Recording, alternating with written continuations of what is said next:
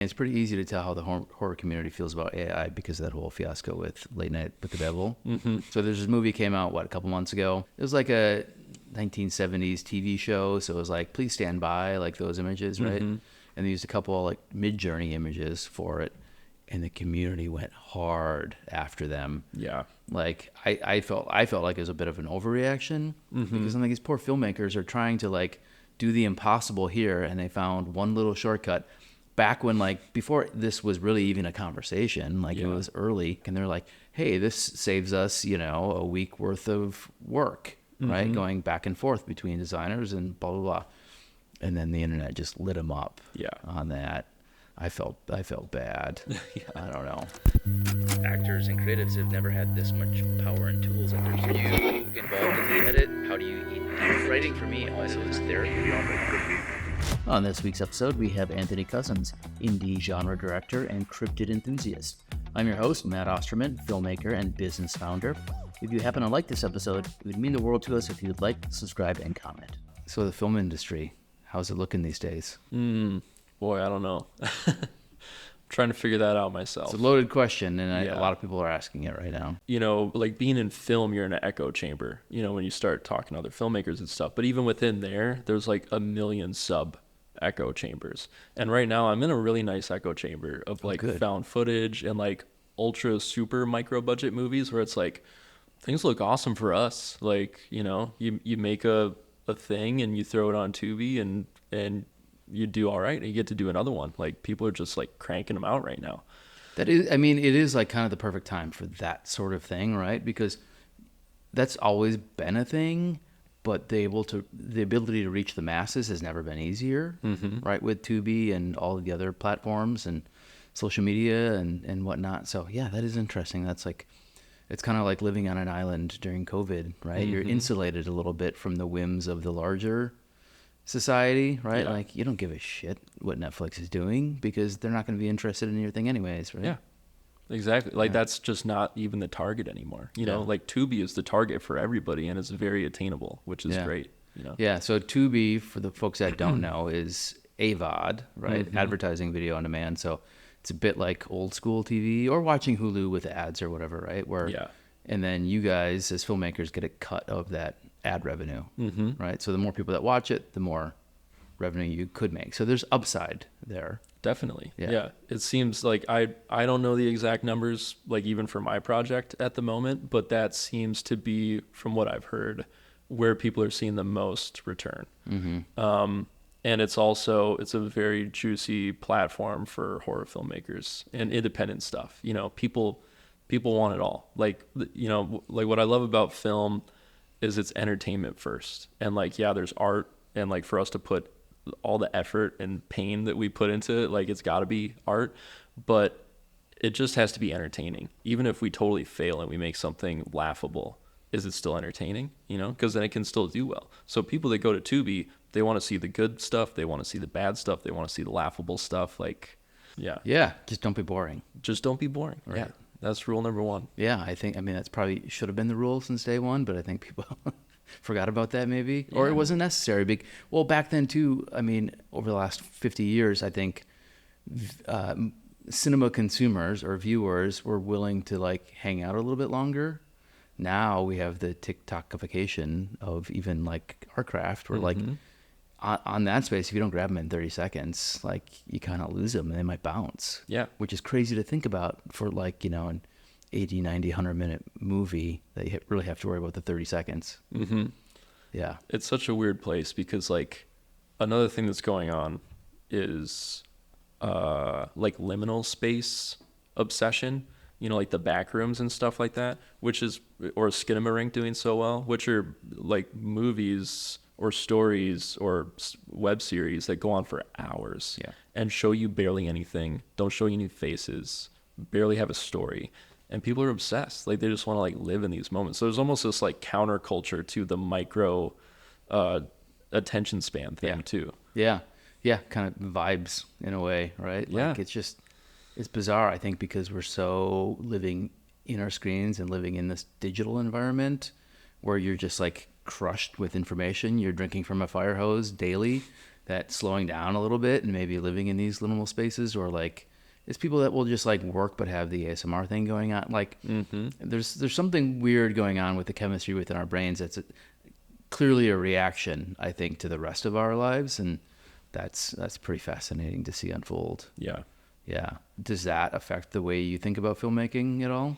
Not really, I don't think. I think ultimately the couple times where I feel like I've failed is when I've tried to do something. So that's my number one rule for filmmaking is don't try to do anything.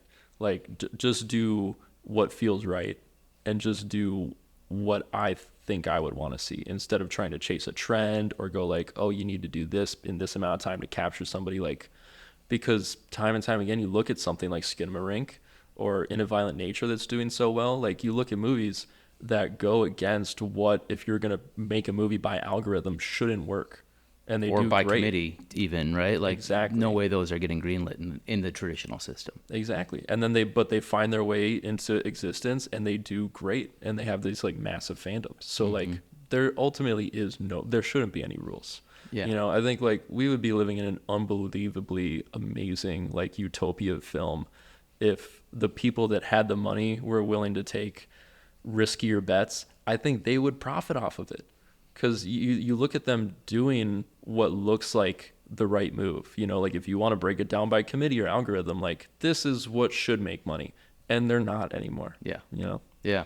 Yeah, no, I'm guilty of that too, because, you know, trying to play at the higher budget level, people have to pay for it, right? And you have to promise some sort of ROI, so it has to check off a few boxes. But then your shit ends up smelling like everybody else's, right? And there's nothing special about it anymore, right? Clearly, the masters working at a higher level, they get to do what they want to do. But, you know, for the rest of us, it's like, what palette are we painting off of?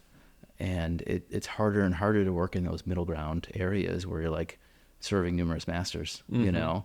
Whereas you can like just get rid of all that and be like, hey, we're just going to make art, stuff that I'd want to see, right? And that seems like a pretty more fulfilling way to do it too. Yeah. I think. And it's really tough to get there. You know, if you need like a good amount of money to tell the story you want to tell, yeah, it's like you gotta give them some reassurance, you know? And then there's these miracle filmmakers like David Lynch who somehow, you know, they do their thing, which shouldn't work by any one stretch of the imagination, and it does work. So then he gets to use that as his model of like, just let me do my thing. You know, give me a bunch of money, let me do my thing, and it will be successful. Yeah.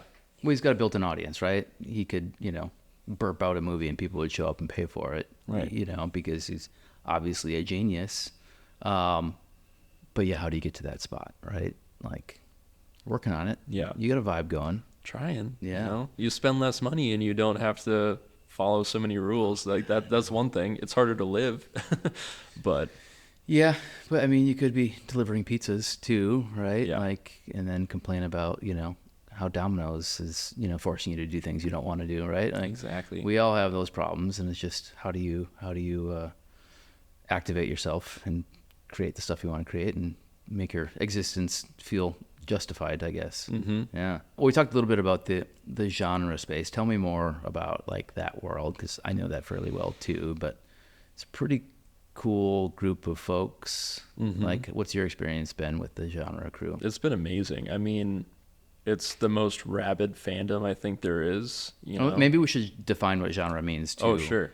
Yeah, what does it mean in like the film world?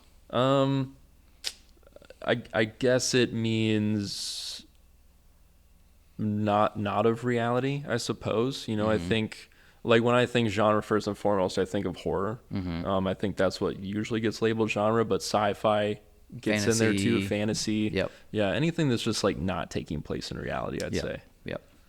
Okay. Yeah. Sorry. I just want to make sure everyone knew what that meant. But you work in that kind of in the genre space. Yeah. And it's like kind of a cool, tight knit group of people that for the most part support each other. Yeah. And then the fans really show up.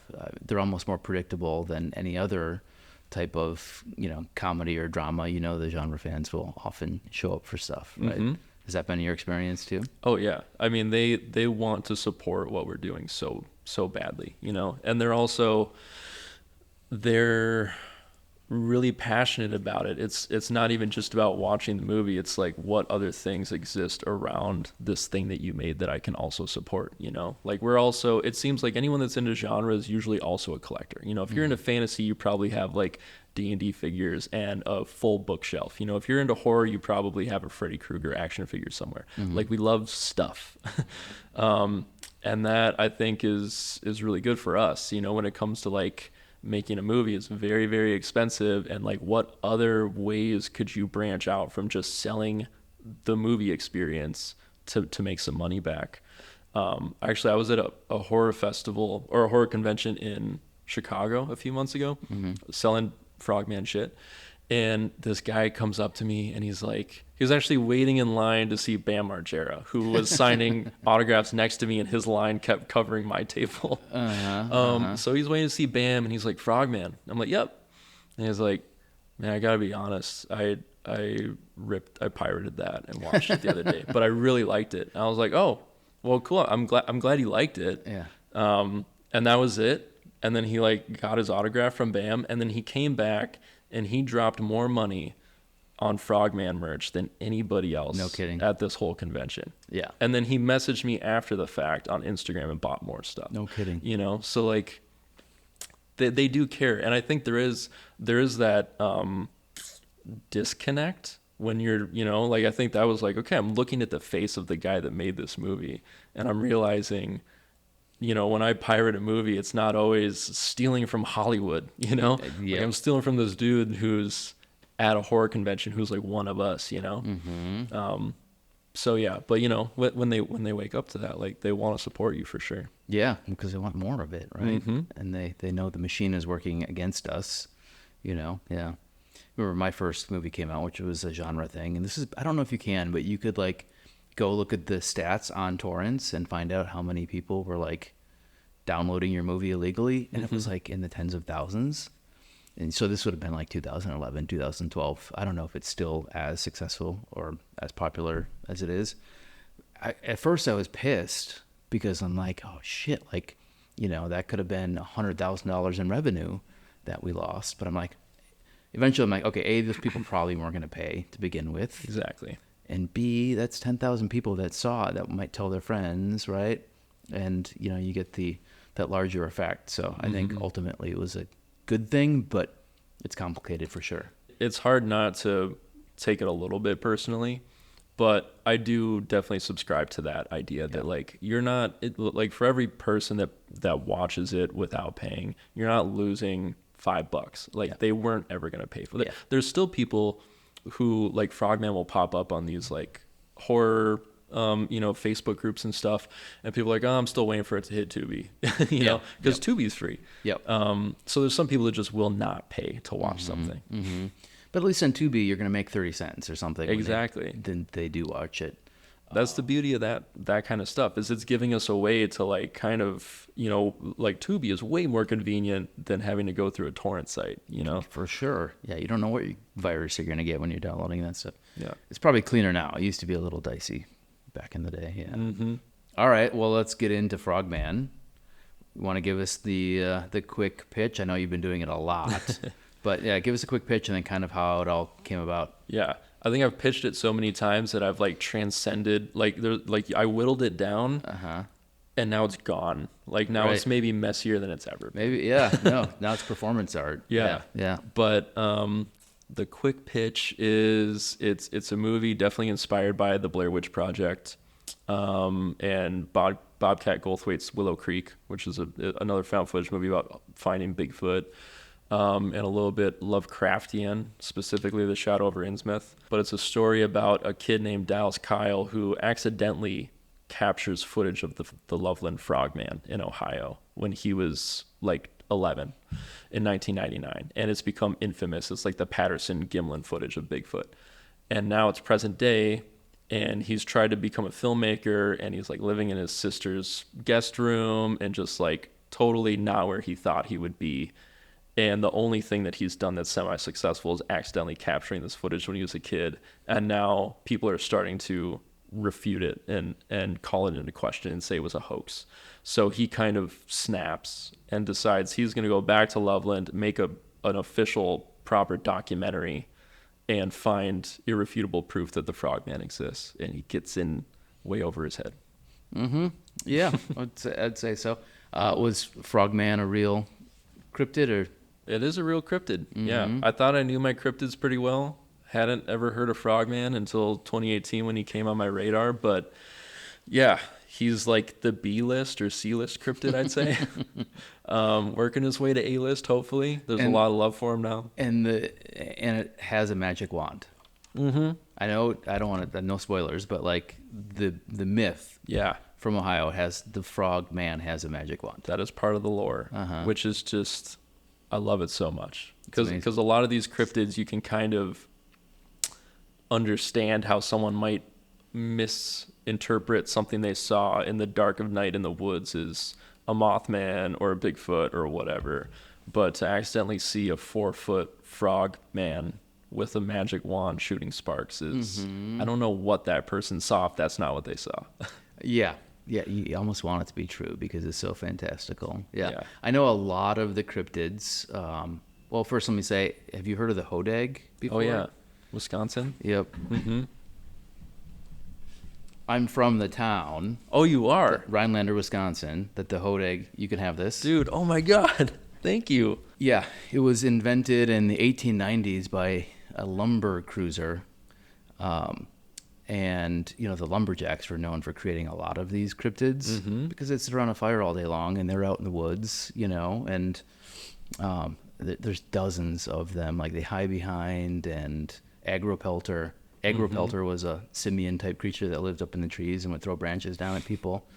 Hide behind was like a deer thing that lived on hills, so I think its front legs were longer than its back legs. Oh, yeah. Or something like that, so it could sit on the hills. It's like its right legs or left legs or like something, longer. yeah. They sit on it like at the side. Yep. Hoop snake. You ever heard of the hoop snake? Mm-mm. It was a snake that would bite its tail, turn into a circle, and would chase after its prey by rolling. Oh, that's awesome. Yeah. There's so many cool ones. So I grew up with a Hodag. It's all over the town. Yeah. And it's just like all of our mascots were the Hodag. So yeah. I love it because this one I think has been, admitted to be a complete hoax, and yet still so totally celebrated. There's like the Hodag Festival. Yep. Like people are all about that, and that's why like one of my other recent favorites is the Fresno Nightcrawler. Oh, I don't know that. Which is just like phantom pants walking in the woods. That's been caught on camera, and you look at it, and it's like that looks like it's on fishing line, but Who cares? It's in. Yeah. It's in the group. Yeah, no, I mean, more people should do that just to give us something to get excited about. Yeah. Everything's so artificial these days, and a real mystery, ooh, sounds great. I do love the Hodag. And from what I hear, someone's working on a Hodag movie, which I'm very excited to see. Oh, you're going to have to tell me more. I wrote a Hodag script way back in the day. Did you? Yep. It was kind of more of a family thing, because it is like there's a whole backstory behind it, but it's like the Harry and the Hendersons of the Hodag. I want to do a period piece, so like 1890s lumberjack. You know, that's another thing. Why does like the Wild West get all the screen time? Lumberjack days were pretty remarkable and just as dangerous and salty as the Wild West. Yeah. We probably didn't have the storytellers that documented everything that, you know, they did out there. I agree. Yeah. I just recently learned of I didn't think Colorado had any cryptids, and then someone was like, "Oh no, there's what is he called? The Slide-Rock Bolter."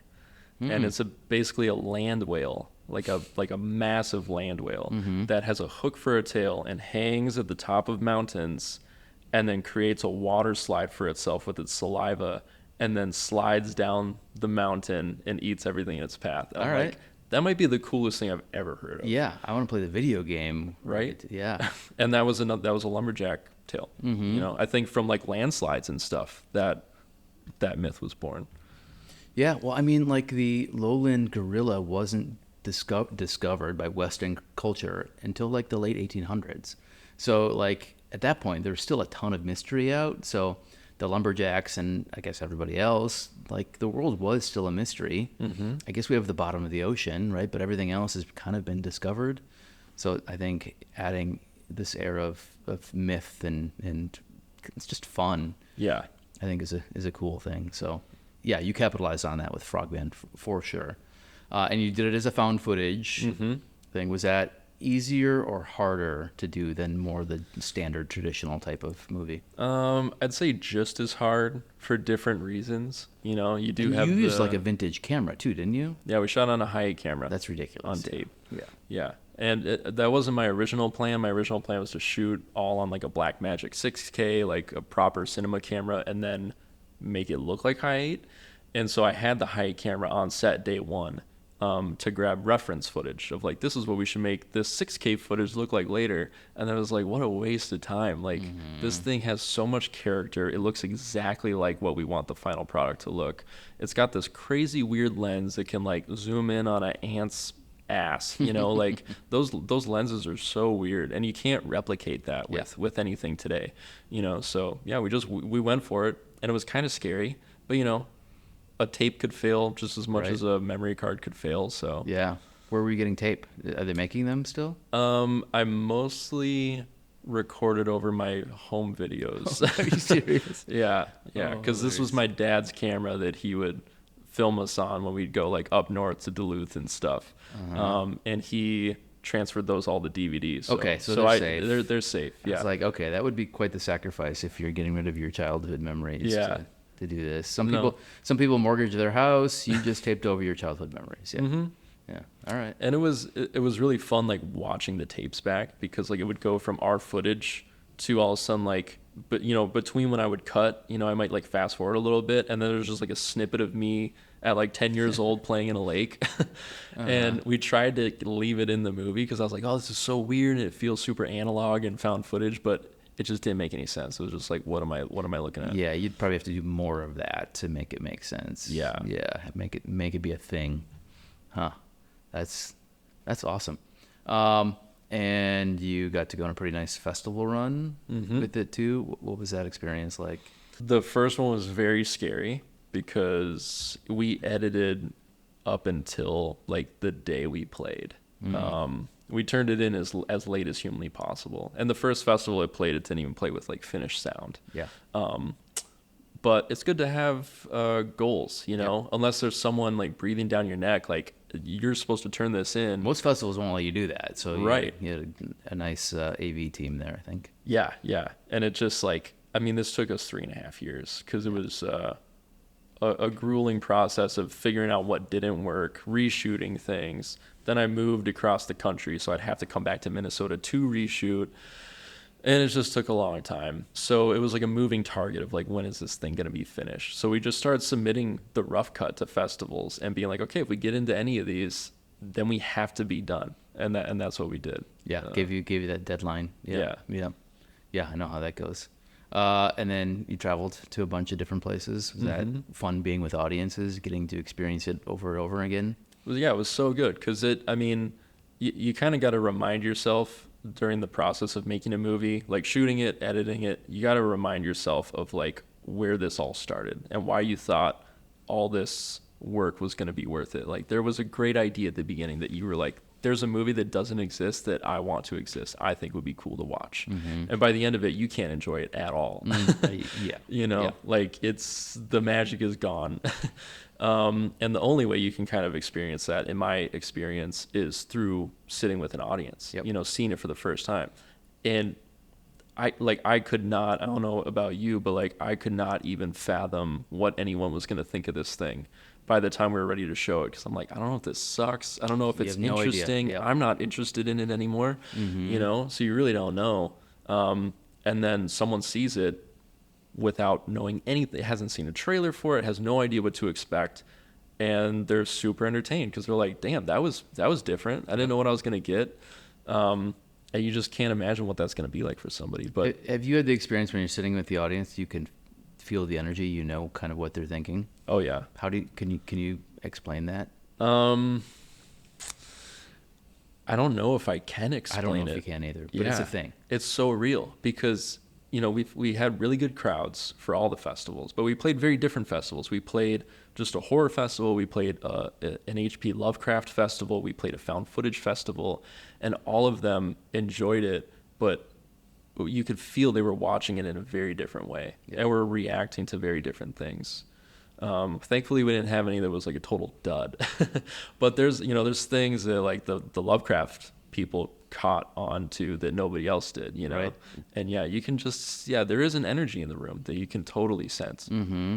Yeah, I think it harkens back to like when we were sitting around campfires or back in the caveman days, right? Where just this communal thing that would happen, and somehow society has bubbled out of it, And yeah, I'd be worried that if we move too far away from like the theatrical or in-person experience, that we'd lose that. Yeah. We still have it with concerts and such, but I think it matters quite a bit for film too. So thank you for fighting the good fight. Yeah. On that. And in great news, Frogman 2 was announced. Are you doing that one independently, or do you have partners? How did that happen? Well, we're doing with Rotting Press again, who were our partners on the first one. And yeah, I mean they're happy with how the first one did, so they want a second one. And I don't think we thought about a sequel at all until we like locked the movie, and that kind of like released us from it, and we started just bullshitting about like, hey, what would happen next? Without even thinking, we will make a sequel. Like just kind of to entertain ourselves.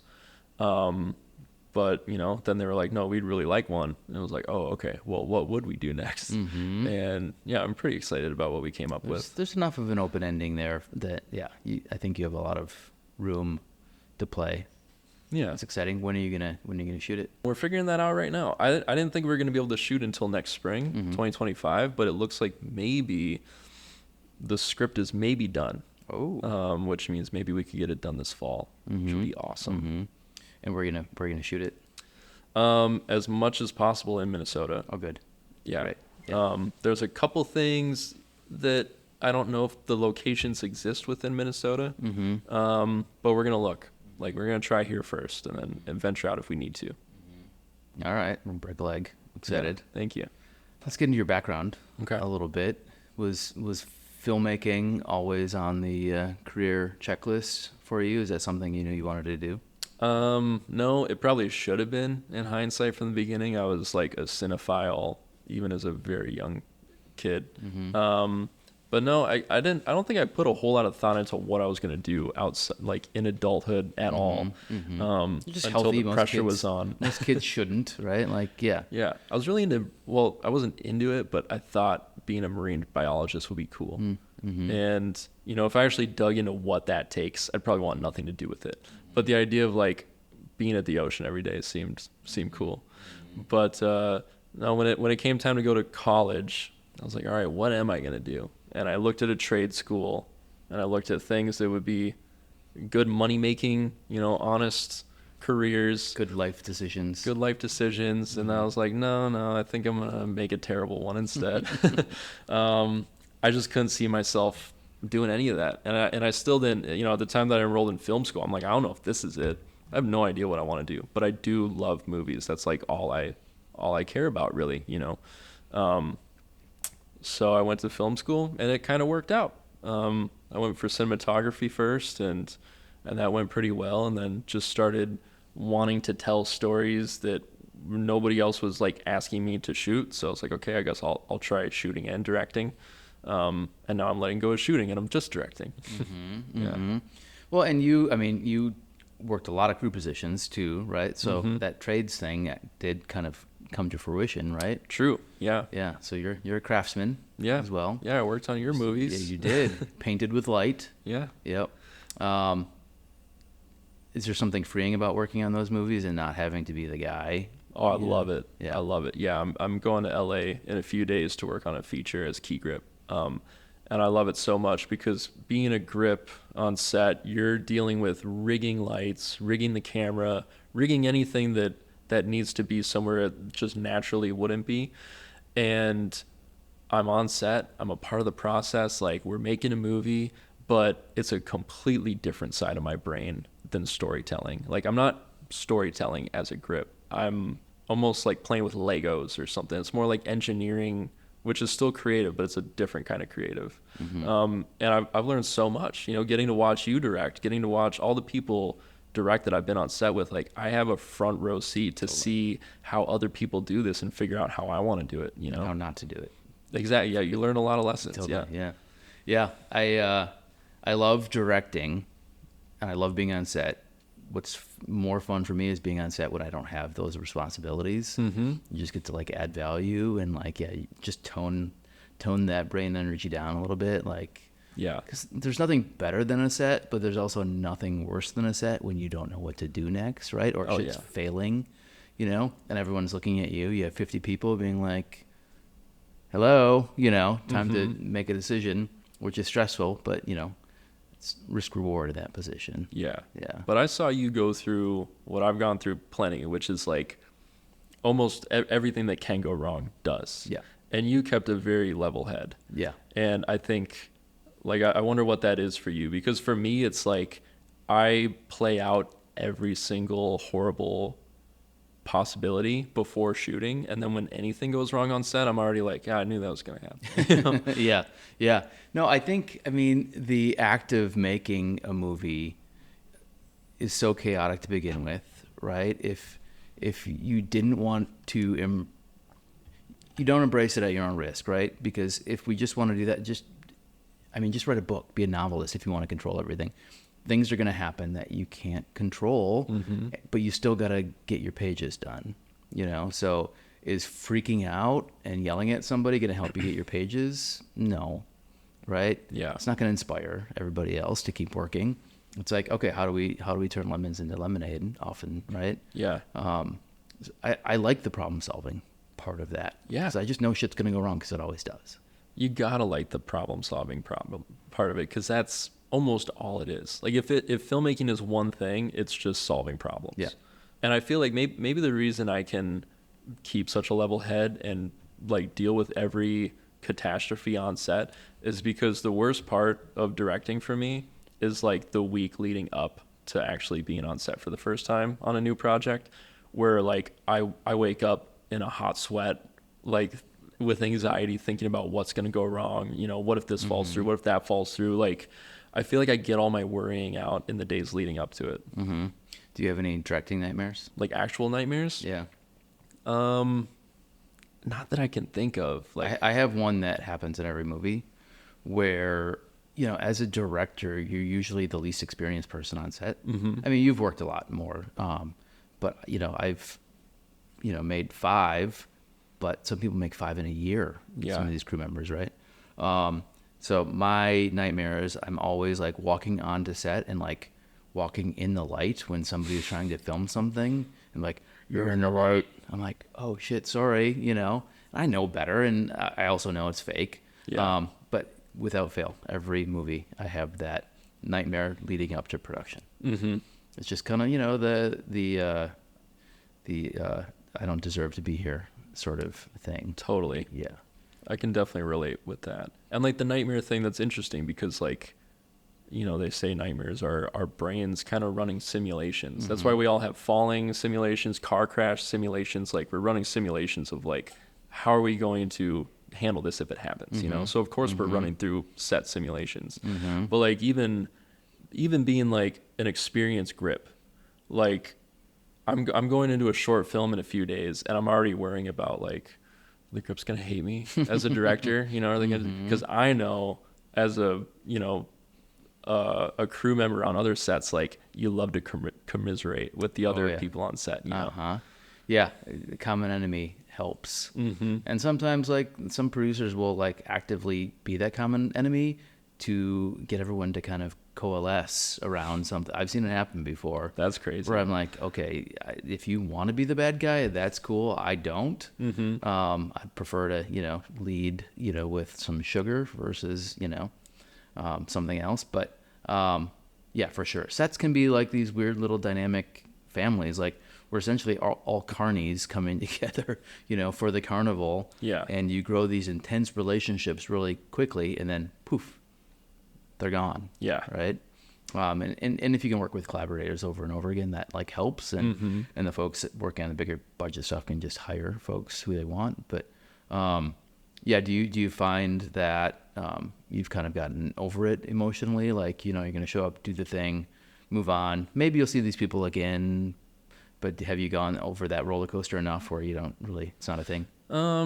Yeah, I think with time and experience, like it's become more, yeah, I know how to handle it now, but the experience still happens every time, especially on a feature. It's like you get so tight knit, seeing these people every day. Like it feels like you're leaving summer camp, and you really have that, like the blues of like the week after, like leaving summer camp after every movie. Yeah, I don't want to compare it to childbirth, but it is a little bit like postpartum, right? Where you're so excited leading up to this thing, and then when you're in the thing, it's like so intense, and then you're done, and then you're by yourself, and you're like, okay, there's no fixing anything. We got everything we got. All these people that I built these intense relationships are now off on other things, and here I am with the footage. Oh my God, what did I do? Like it is one of those like, oh shit, like, and for me, the only way through is just to keep working.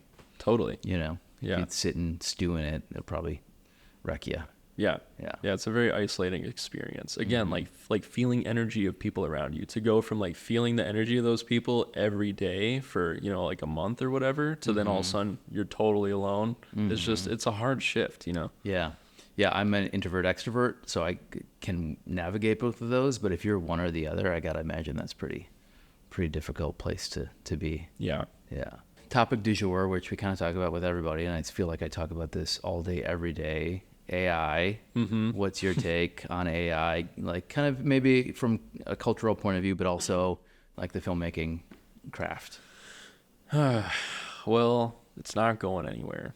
I think that's the cultural thing, is like it's here to stay. We got to figure out how to live with it. It's happening so fast, it's insane. It was like there's been these like rudimentary versions of AI that we've been using for years, and as technology does, it's just like in a flash, all of a sudden it's evolved, beyond our comprehension. And I totally understand why everyone's grappling with it. I'm totally grappling with it. And especially as an artist, like seeing the things it's doing with art is terrifying, in some ways. And I've been really entertained by some of it too, seeing it fail miserably at trying to comprehend whatever someone's trying to tell it to do is so entertaining. But it's not going to be that way forever. Right. Pretty soon we're not going to be able to tell the difference. And that's the scary part for me. Oh, yeah. I feel like ultimately I'm not worried about it, because I think if like let's say worst case scenario, Hollywood's like, we don't have to pay AI. We want AI to make all our movies. Every Marvel movie will be made by an algorithm. It's going to write it. It's going to create it, whatever. Okay, cool. Now that exists, and I guarantee you, if like that's worst case scenario, there will be a counterculture to that, where people are dying to feel something handmade and to feel something authentic and something human, and like that's where that could be great for us, like Hollywood can, big Hollywood can do its thing with AI, and like there will be more money to be funneled to us to do our little hobby projects, because like, all right, they've got their safe cash cows, So I'm personally not worried. That's my exact theory too. I think it's inevitable. It's going to happen. Some of it's going to be awesome. Some of it's going to like be stomach churning, and we're going to want to burn it with fire. But also, just like in like agriculture, like you can go to the store, there's an organic section now, right? Big audience for organics, right? And I think the made by a human thing is also going to be very much a thing that you want your stamp of approval on. Totally. Because we're gonna lose that authenticity if we don't. And who cares if you can't tell the difference? Like, it's part of you will know. Yeah. And I still I'm very curious to see how they deal with the like the soul problem. Like you can teach AI to how to make something perfectly, but it's still, as of right now, doesn't have anything to say. Like where a story is really coming from is like us having something to say and having a unique perspective. And I still don't know until we get to the level of like, AI has a soul and has wants and needs and like feels and wants to say something. I'll be very interested to see what that AI wants to make a movie about, Will it be able to fake it to the point that we can't tell? That's what I'm worried about. Yeah. That it will know, like, okay, here's the wet computer version of the human brain, and we're going to approximate that as close as we can. Will the audience be able to tell a difference? Mm-hmm. I don't know. It's hard to say. Yeah. Because even when it's like doing the best job humanly possible right now, I can still tell, Mm-hmm. you know. But again, when it gets past the level of like being able to tell or not, I'll be interested to see what it can do. Mm-hmm. But Mm-hmm. you know, like going back to like horror conventions and stuff like that, like there will always be that desire for connection. You know, Mm-hmm. like I want to meet the guy that was in the suit. I want to meet the guy that thought up this idea and did it. You know, or going to a Q&A. Like we all love going to movies that have someone there to talk about, Yep. you know, what they did. Well, I mean, it's pretty easy to tell how the horror community feels about AI because of that whole fiasco with Late Night with the Devil, right? So there's this movie came out, a couple months ago, where they used a couple images. It was like a 1970s TV show, so it was like, please stand by, like those images, right? And they used a couple like Mid-Journey images for it, and the community went hard after them. Yeah. Like I felt like it was a bit of an overreaction because I'm like, these poor filmmakers are trying to like do the impossible here, and they found one little shortcut back when, like, before this was really even a conversation, like it was early, because that post-production and release process takes so damn long that they didn't know there was going to be any pushback, and they're like, hey, this saves us, you know, a week worth of work, right, going back and forth between designers and blah blah blah. And then the internet just lit them up on that. I felt bad. I don't know. But we're in the midst of it. We're having a reckoning right now, Right. as creatives. Like, where's the balance? How much is too much? You know, and given that it is going to save time and money, especially for the low to no budget folks, like, it's a pretty dang good tool for a lot of those pieces. But Yeah. I think there is a line somewhere where it's going to probably constantly evolve. Yeah, it'll and I feel like even personally, you know, individually, like our lines will evolve. Like my line right now is, I think it's an incredible tool for things like, I can't draw for shit. So concept art for me, at the level where I'm making movies for next to nothing, I can either pay someone out of pocket to like try and draw, or I can try something with Mid-Journey and then show it to an artist and be like, here's kind of what I'm thinking. Like, can you see this the rest of the way through? Make something real out of it. You know, I think that's where Late Night with the Devil got some, I think, deserved criticism. I do think the reaction was very strong. It's very new, emotional subject, so I get it. But the fact that they used an AI image as the final product is where I'm like, I don't know if I'm cool with that. Yeah. You know?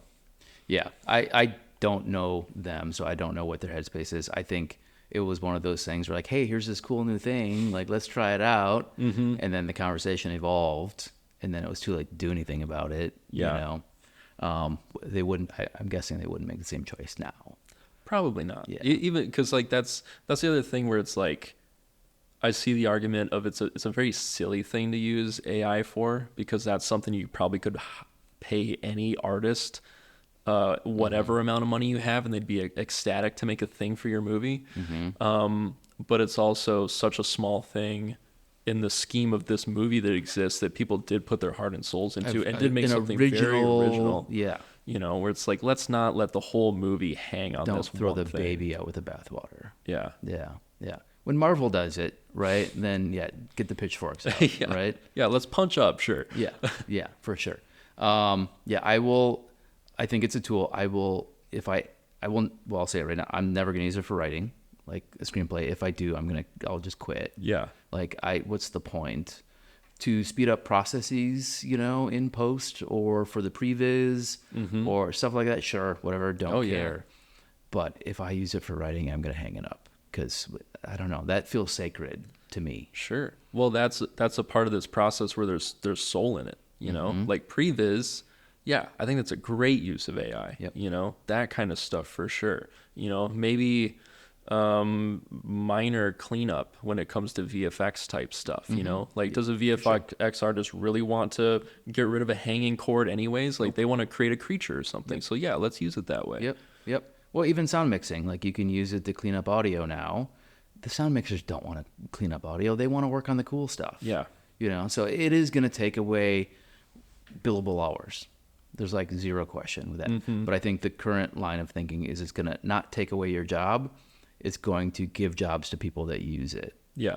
You know, so if you don't use it, you know, you might be riding, you know, a horse when the first car came out. Yeah. You know, like your time is probably limited. Right. For better or for worse. Yeah. Yeah. And if we can save money on using AI and those types of things, I mean, in a perfect world, can we also just like pay the VFX artist more to do the fun stuff? Yeah. Yeah, for sure.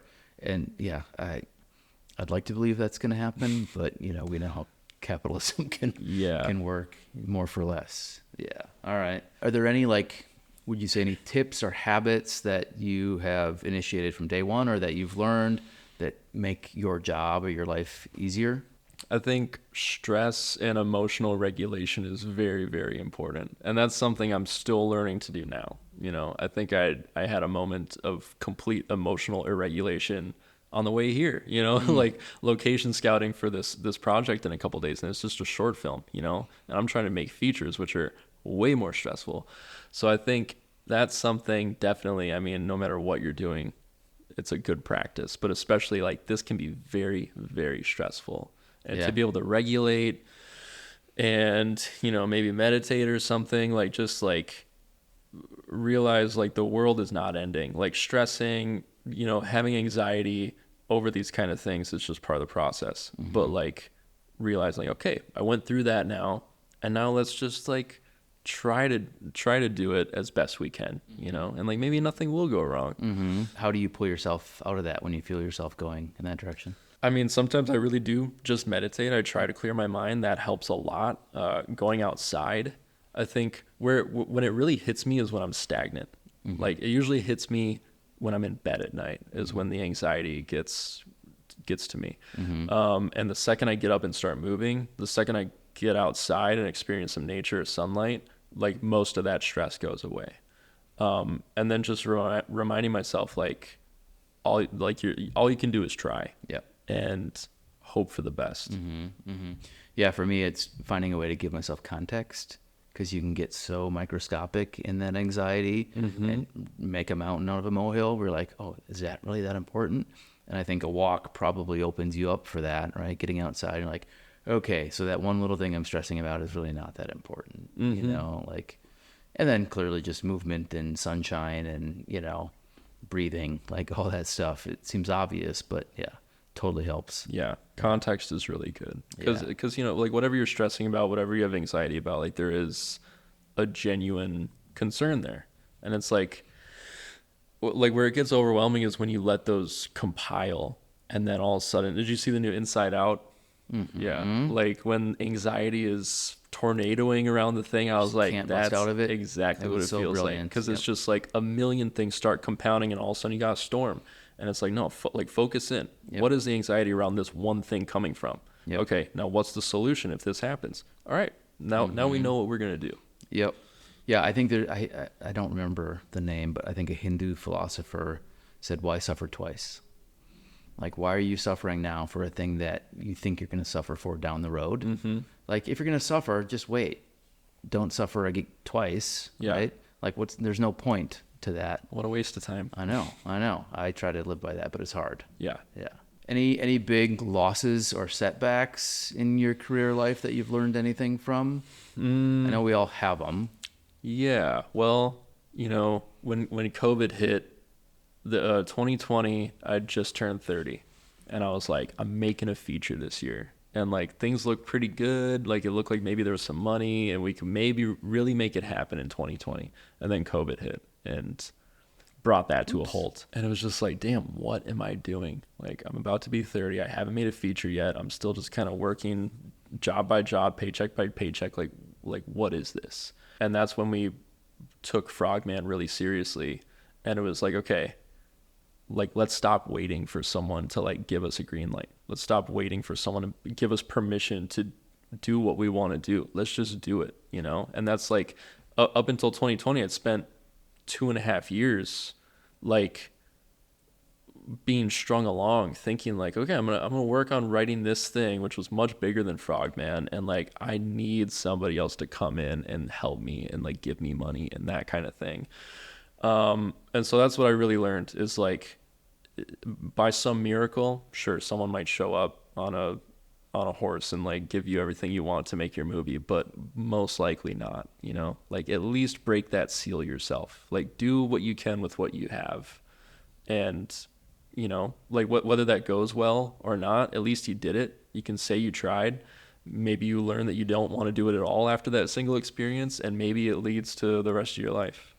The funny thing is, too, and I'm sure you found this, I certainly have, is that when you start something and it becomes inevitable, more people are like, oh, can I help? What do you need? You know, it's all of that, like wishy-washy, like, well, we'll make it if we get X or if we get Y. People don't care. Exactly. Right? But until you say, like, hey, we're doing this, people won't take you seriously. Yeah. And then when you prove you can do it, and then people are like, oh, shit, okay, he's real. He wasn't lying, you know? Like, you got to create that air of inevitability, I think. Yeah. And yeah, the cavalry ain't coming if you're waiting for them to save you before you start. It's so true. Like, yeah, no one wants to help you build a car to then take a road trip, you know? Yep. Like, but if you build the car and you're like, hey, car's built, like, you want to get in and go with me? Like, they'll be like, yeah, sure. Yeah. You know? And then the next time they're like, oh, you know how to build a car. Can I watch? Yeah, exactly. Can I help? Can I hold the wrench? You know, or the flashlight? Yeah, totally. Yeah, I know. I think that's brilliant advice. And I ascribe to that fully too. Any particular hot takes, you know, either from a film perspective or, you know, society-wise that you feel like, you know, you're the one person waving this flag here and you need to get out? I don't know if I'm the one person waving this flag, but like, I don't understand how studios don't see that the thing that they're trying to replicate time and time again in the name of success, financial success, is originality. Like, something original works, and then they're like, oh my god, replicate that over and over and over again until the point nobody wants it anymore because there's a million of them. Yep. And like, we see it over and over again, and they don't seem to ever learn the lesson. Like, and I think that every time I see an original movie do really well, I think they're gonna learn the wrong lesson from that. You know? Yeah. And it's like, why was Star Wars such a massive success? Because there was nothing else like it at this point. Now we're so oversaturated with Star Wars that nobody cares. And it's like, I think that's crazy because you could put the Star Wars over anything and you have a pretty good chance of making your money back. So you should take risks. Make the craziest Star Wars movie ever because you have the name Star Wars on it, and they don't, you know? Yep. Yeah, I think it is the financialization of Hollywood that has caused this, where they've taken big money from big investors, right? And a lot of it, like, you know, Silicon Valley types, where, you know, you create a thing, iterate, and try to make it better, but you're just delivering like the same chocolate chip cookie over again. Maybe, you know, changing the amount of flour you put it, like minimal changes, because they know, hey, people are going to keep eating these chocolate chip cookies. Yep. Until they don't. Yeah. You know, and right now we're eating some pretty stale chocolate chip cookies. Yeah. Yeah. Yeah. And everything else that happened with the strikes and streaming, like, there's a lot of guilty parties here, and the artists too. I'm sure I'm guilty for, you know, wanting to make bigger stuff, right? And then you have to jump through those hoops. But yeah, I think let's get back to that punk ethos. You're doing it. Yeah. Well, I think if you get the chance to make something original, and especially if you're making something on a low budget where people aren't holding you to like high expectations, or like, you got to cast this person, or you got to do this, or you got to, like, you know, play to this demographic or whatever, like, you're kind of, I think, responsible for, like, to take risks. Like, you have to, you know, you're getting a really unique chance to try something punk, you know? So don't try and play it safe. Like, you don't have to. We talked a little bit about Inside Out too, but any other TV or film that you've watched lately that really left an impression? I went to the Denver Ren Fest last week, and that finally lit a fire under my ass to watch House of the Dragon. I hadn't even seen the first season, so I'm in the middle of catching up on that, and I'm loving it. We're big Game of Thrones guy, yeah, too. So all right, so similar, like, same world basically, right? Yeah. Oh, here's another hot take. I don't think the ending of Game of Thrones was that bad. Okay. That's a pretty hot take, I think. Yeah, we're gonna get some comments. Yeah. On that one. Yeah. Why? Why? I think so. One of the big things everyone was really excited for was the conclusion of like the Night King, the White Walkers. Like, oh my God, how is this gonna end? And from the get-go, I saw like this is an impossible force to beat. Like, if we're talking about sheer numbers, humans are fucked. They're never gonna win against the White Walkers. The only way they win is to kill like some sort of hive mind that then wipes them all out. It's not going to be satisfying. I was never excited for the conclusion of that story, and then it happened. Everyone was like, well, that was anticlimactic and sucked. Too easy. Yeah. And I was like, well, I mean, how'd you think it was gonna end? Right. You know? Yeah. My one problem is I think the last 2 seasons should have been like 5, you know? Like, they should have drawn that out. It was kind of rushed, but like where it went, I was cool with that. I was like, I like where all these characters went. It feels like you're fast tracking them to getting to like who they should be at the end of this story. But I like where we went. Yeah. Maybe not tying up all the loose ends, which then pisses people off, and that's what the internet is made for, right? It's just you didn't tie up that, you didn't do this. Yeah. So we have Frogman 2, and then you're going to LA to help on this other project. What else? What does the future hold for Anthony Cousins? I mean, probably more Frogman movies. 3 and 4 hopefully. And 5. You gotta. All right, love it. I'm in the Frogman business. Yeah. I'm the James Cameron of frogs. I mean, the merch is actually like it's out there. Well, tell us a little bit about some of the merch that is out there. Some of the shirts are pretty funny. Oh yeah, we got MILF shirts. Man, I love Frogman. Yeah, we got some fun stuff from the in-world gift shop like that. Frog around and find out. We got a VHS, which is pretty cool. I think it's the best way to watch this movie since we shot on high 8. Yeah, that's been really cool. I do, there's more stories I want to tell in the Frogman world if people care to see more after 2. But I'd like to do some other stuff too. I'd really love to do something not found footage in the next year. Get a Frogman theme park. Dude, that'd be sweet. Yeah, that would, in the Venn diagram of your world, that would be right in the middle of it. I don't know what the hell a Frogman haunted house would look like, but I feel like on my horror movie filmmaker bucket list, like one of those things is having a house at Universal Horror Nights. If you do a Frogman haunted house, I'm in. I will volunteer help. I will PA that shit. I will carry lumber. Hell yeah. That sounds. Building a haunted house is on my bucket list. Okay. And so if we can make it a Frogman thing. Well, maybe we should just do that here in Minnesota. Just do it. We don't need to go to Universal. No. All right.